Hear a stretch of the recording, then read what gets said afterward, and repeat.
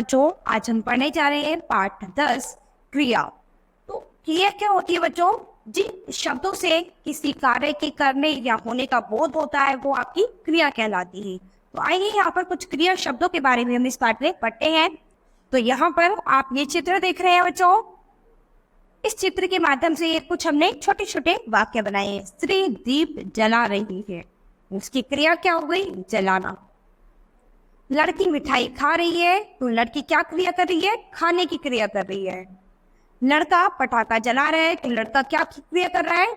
पटाखा जलाने की क्रिया कर रहा है। मेहमान उपहार ला रहे हैं, तो मेहमान क्या कर रहे हैं? लाने का काम कर रहे हैं, यानी लाने की क्रिया कर रहे हैं।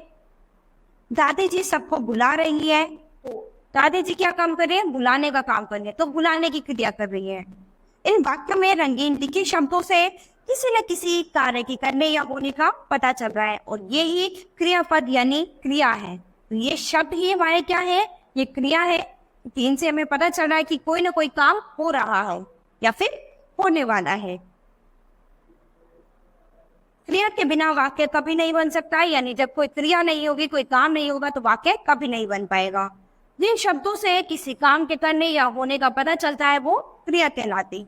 ठीक है, कुछ अन्य वाक्य पढ़ेंगे। हम अच्छे नागरिक हैं, मैं पायलट हूँ, बस बुस्टा गांधी जी वहां थे।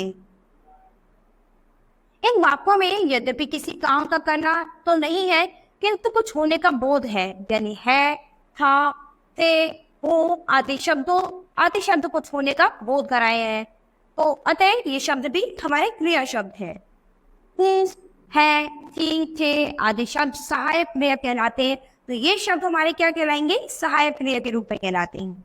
उसके बाद बच्चों ये अभ्यास है कि आपको होमवर्क में करनी है। तो बहुत सारे ऐसे क्रिया शब्द हैं: लिखना, खाना, पीना, दौड़ना, खेलना, कूदना, नाचना, हंसना, रोना। ये सब आपकी क्या है? ये क्रिया के अंतर्गत आती है। तो बच्चों ऐसे बहुत सारे क्रिया शब्द हैं। उन क्रिया शब्दों को सिर्फ आपको क्या करना है? कुछ वाक्य बनाने हैं, जिससे आपको क्रिया शब्दों की अच्छे से पहचान हो जाएगी कि क्रिया क्या है। जिससे किसी काम के करने या होने का बोध होता है वो आपकी क्रिया कहलाती है। तो ऐसे ही आप कुछ वाक्य बनाएंगे जिनमें आप क्रिया शब्दों का प्रयोग करेंगे। तो बच्चों आज ये पाठ हमारा यही खत्म होता है। अब हम अपनी नई क्लास में मिलेंगे अपने नए पाठ के साथ। धन्यवाद।